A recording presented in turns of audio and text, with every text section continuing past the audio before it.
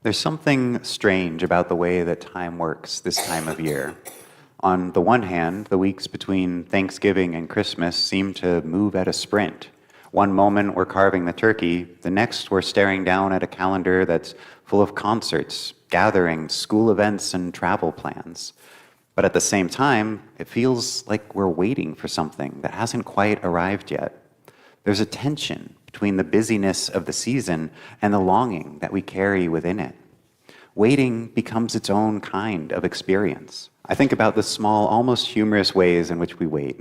The traffic lights that seem to take longer in December. The online order that we keep checking to make sure that will arrive in time for Christmas. The way that children seem unable to understand why we open one single Advent calendar window at a time instead of all at once. Even adults, if we're honest, aren't much better. We want to skip ahead, to fast forward to the parts where everything is warm and bright and comfortable and complete. Yet Advent doesn't let us rush. Advent invites us into a slower, deeper kind of waiting, not passive, but watchful, not impatient, but expectant. Advent is a season that pulls us gently but firmly into God's sense of time, not our own.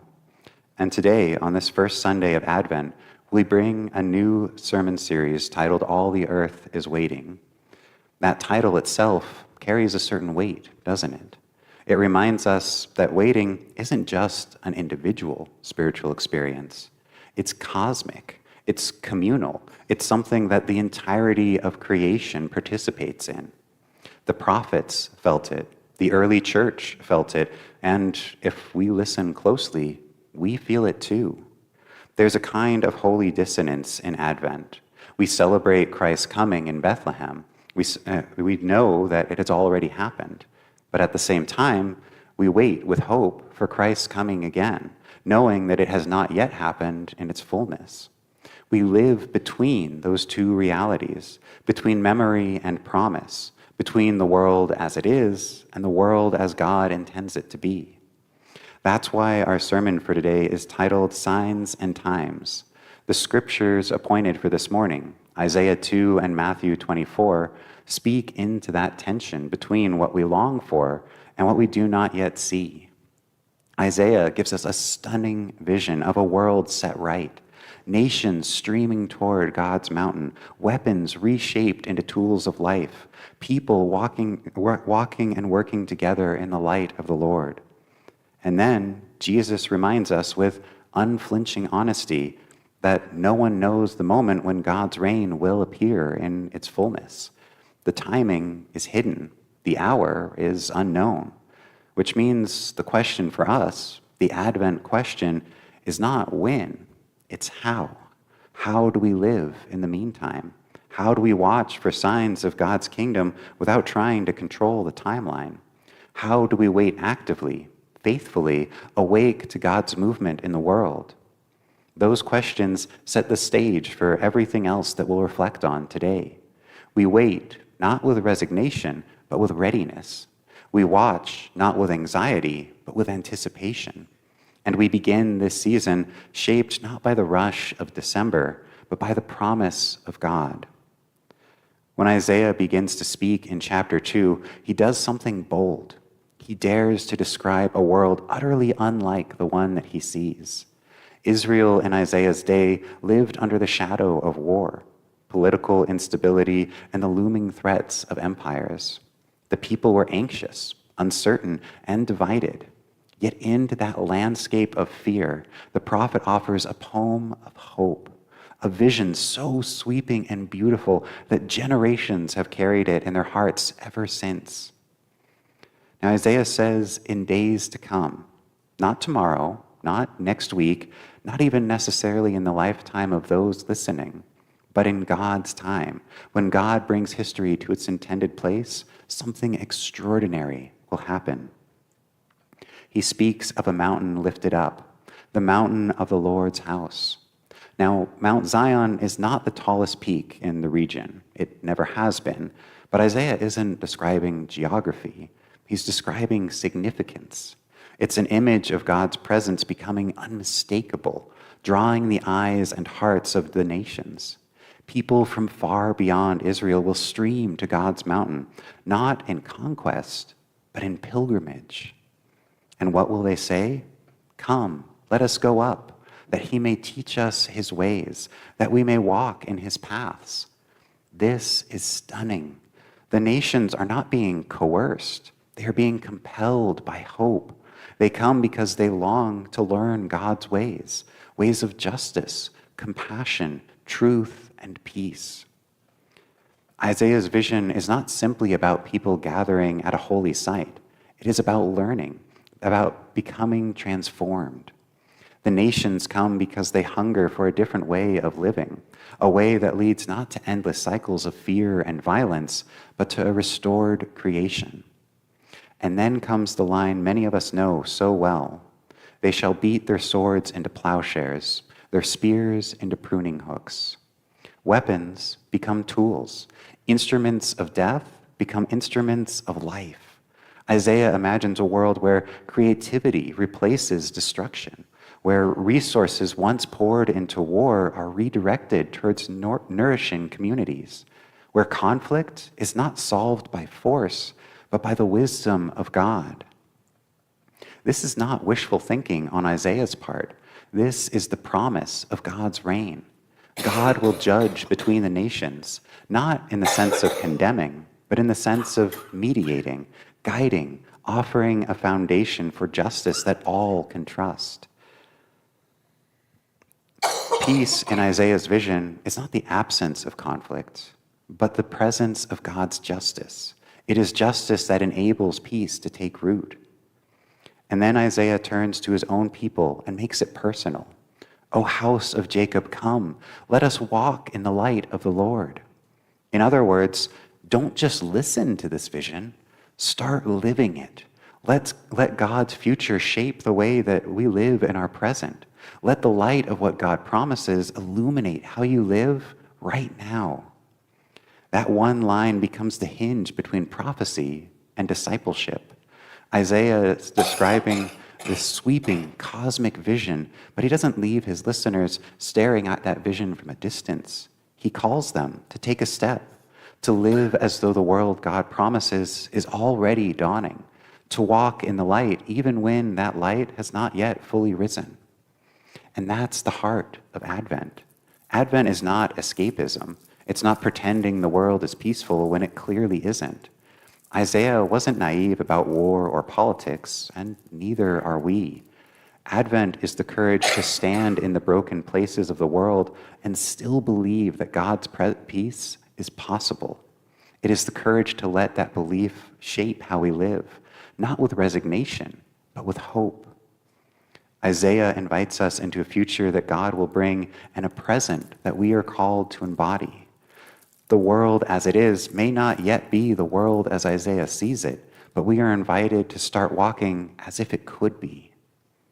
If Isaiah gives us a breathtaking picture of God's future, Jesus gives us an equally honest picture of the present.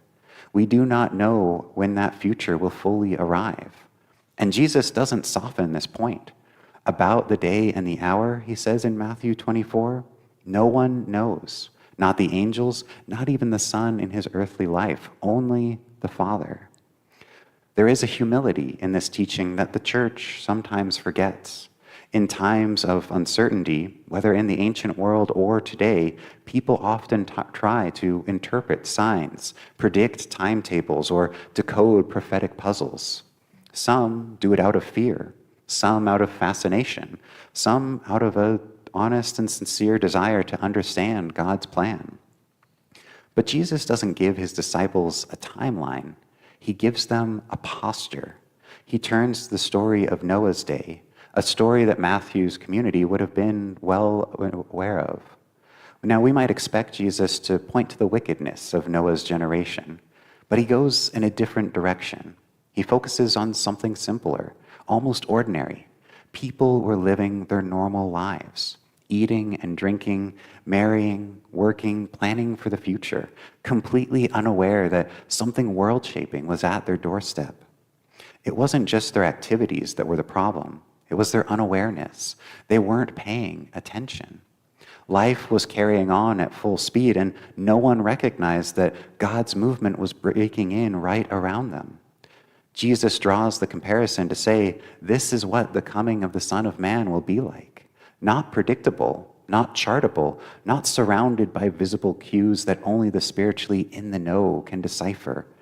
Instead, God's arrival will interrupt the ordinary. It will surprise us precisely because it intersects the places that we assume are stable and unchanging. Then Jesus gives us two brief, haunting images. Two people in a field, working side by side. Two women at a millstone, grinding grain together. Outwardly, nothing distinguishes them. Their lives look identical. But when God's reign appears in its fullness, their response, their readiness, their openness, their faithfulness will become visible.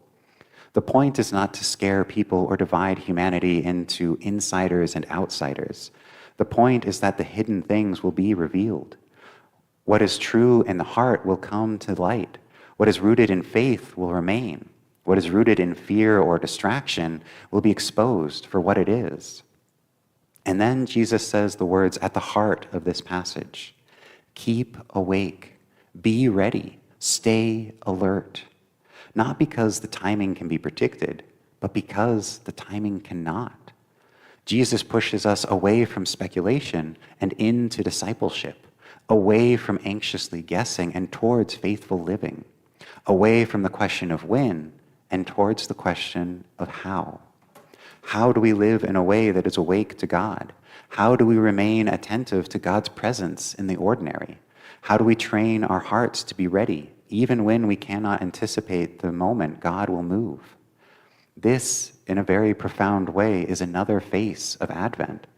Advent teaches us that waiting does not mean standing still. It means standing ready. It means letting the hope of Isaiah's mountain shape our present choices. It means living with a kind of spiritual alertness, an awareness that God is already nearer than we imagine.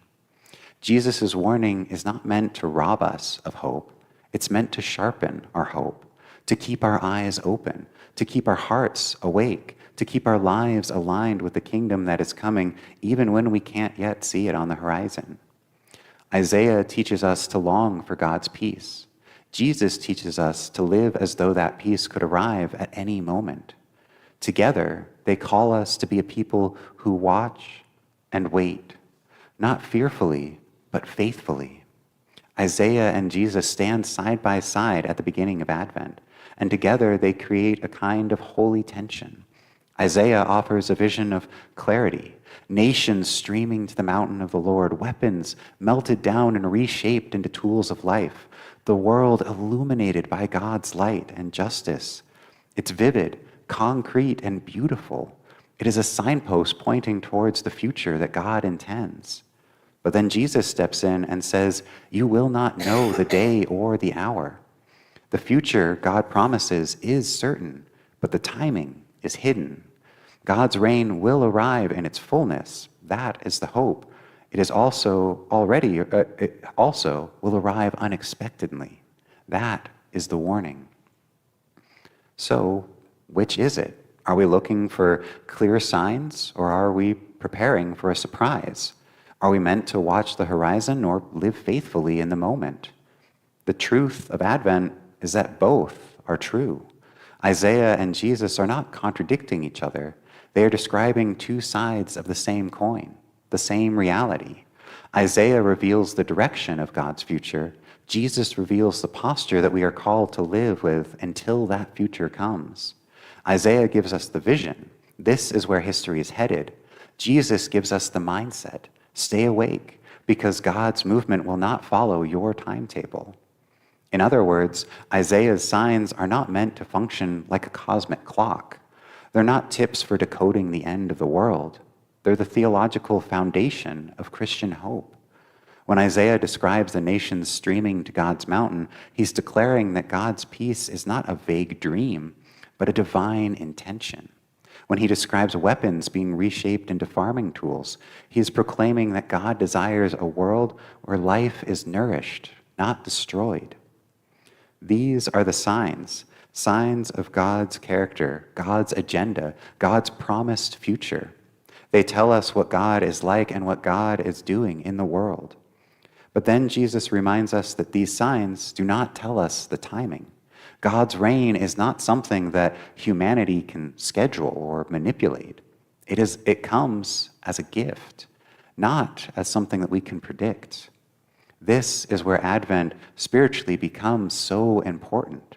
The church has long understood Advent as a season of living between prophetic vision and holy surprise. We know the broad contours of what God intends: peace, justice, reconciliation, and healing. And yet we do not know the hour that God will bring these things in their fullness. So what do we do in this tension? How do we let the vision shape our waiting? How do we let the waiting shape our living? Waiting shaped by vision means that we do not lose hope. We do not resign ourselves to the world as it is. We do not shrug our shoulders at conflict and division and say, that's just how it's always been. Isaiah's vision is a reminder that our waiting is not empty. We wait with purpose, with expectation, with yearning. Living shaped by waiting means that we do not postpone faithfulness. We do not wait for a world to be peaceful before we become peacemakers.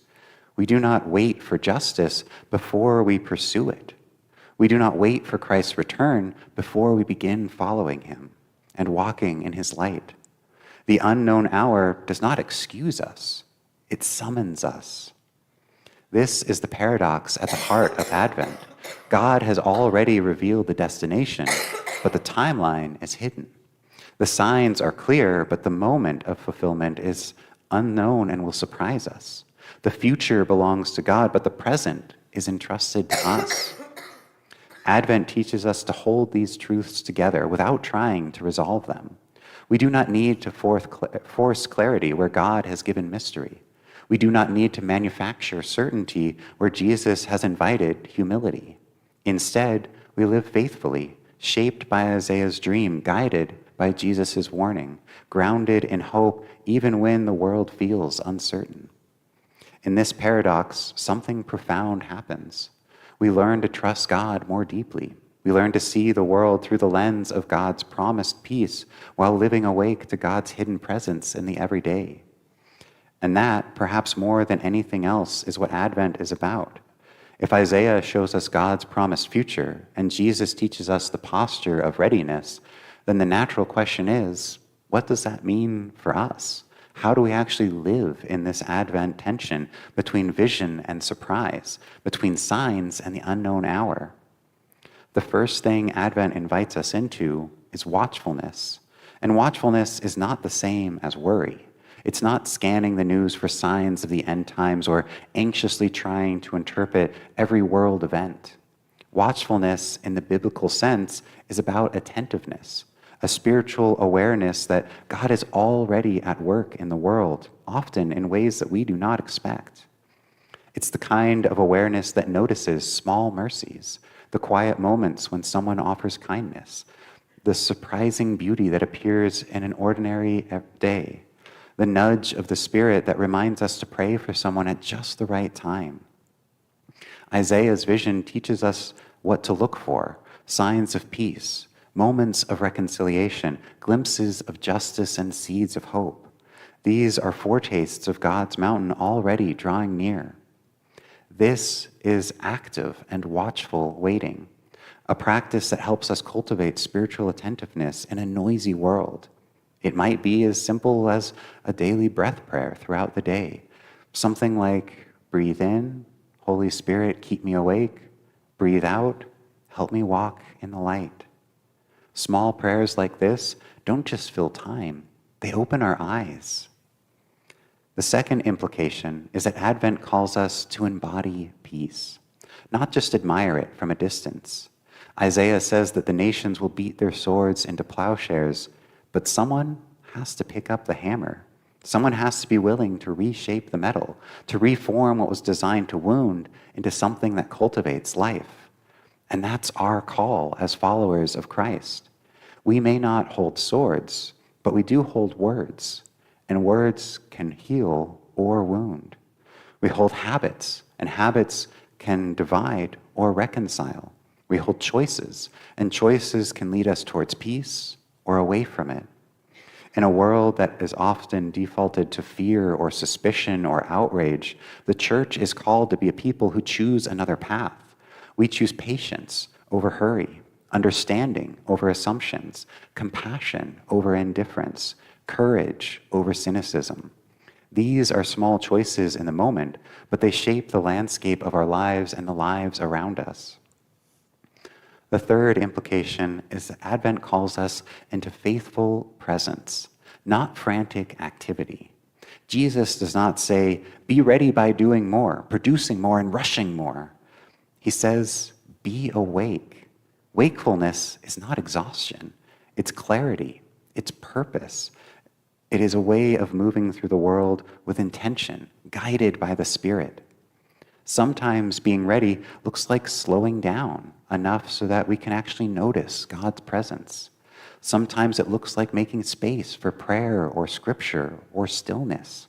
Sometimes it looks like reaching out to someone who is lonely or discouraged. Sometimes it looks like forgiving someone when forgiveness feels costly.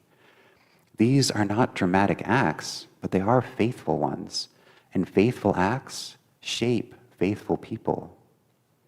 The fourth implication is that Advent invites us to live with holy tension, without letting it become anxiety.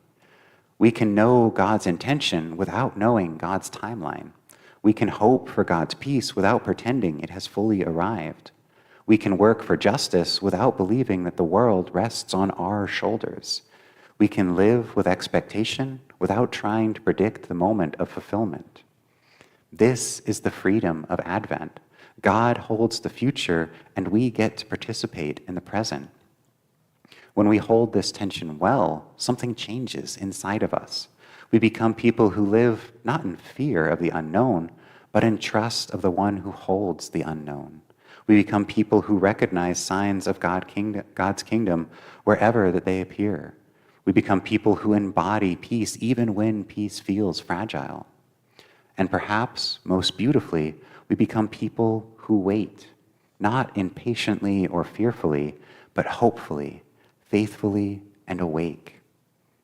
As we come to the end of this first Sunday of Advent and the beginning of our new series, All the Earth is Waiting, we stand in the tension between Isaiah's dream and Jesus' warning, between the peace God promises and the surprise of God's timing, between the world as it is and the world as God intends it to be. And the question that sits in the middle of this tension is simply this: how will we live in the meantime? Isaiah has shown us a vision large enough to capture the imagination of the world. Nations streaming towards the mountain of the Lord, weapons recast as tools for life, people learning the ways of God together. Jesus has reminded us that God's coming, the fulfillment of that vision, will break into our lives at a moment that we cannot anticipate. We cannot control the timeline. We cannot calculate the hour, but we can choose how we live as we wait. And that is the call of Advent. Advent invites us to become people who are awake, people who notice, people who pay attention, people who live with a kind of holy awareness, not fearfully scanning the horizon, but faithfully watching for the signs of God's presence right here in the middle of our everyday lives. Advent invites us to embody the peace that we long for. It invites us to pick up the hammer and join in Isaiah's vision, reshaping our habits, our assumptions, our words, and our relationships, so that our lives look a little more like the kingdom that we hope for. Advent is not passive waiting. It is active participation in God's story. Advent invites us to trust the mystery of God's timing, not by resigning ourselves to uncertainty, but by resting in the truth that God is faithful. God has not forgotten our world. God is not absent from our lives. God's future is already breaking into the present in ways that we may not always see until we slow down and pay attention. So here is our call to action, the invitation that I want to leave you with this morning. Live this Advent like someone who believes God is coming.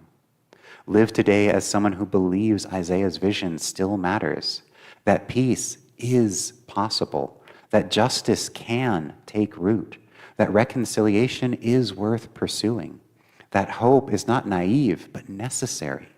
Live today as someone who believes Jesus' words are true, that we do not know the hour, but that the one who is coming is trustworthy, that faithfulness today matters more than certainty about tomorrow, that a life lived awake is a life ready for God's movement. Live today as someone who believes that every act of compassion, every choice towards peace, every moment of attentiveness, every gesture of kindness is a seed of God's kingdom planted in the soil of this world. Because in the end, Advent is not just a season on the church calendar. It is a posture of the heart. It is the decision to let the promised future shape the present moment. It is the courage to hope when the world says that hope is foolish. It is the determination to walk in the light even when that light feels faint. Isaiah calls us to walk in the light of the Lord. Jesus calls us to stay awake to God's presence. And together, they call us to a way of living that prepares us not for a date circled on a calendar, but for the kingdom drawing near. So as we step into this Advent season, may we be people who watch. May we be people who wait. May we be people who walk and who live as though God is coming, because God is. Amen.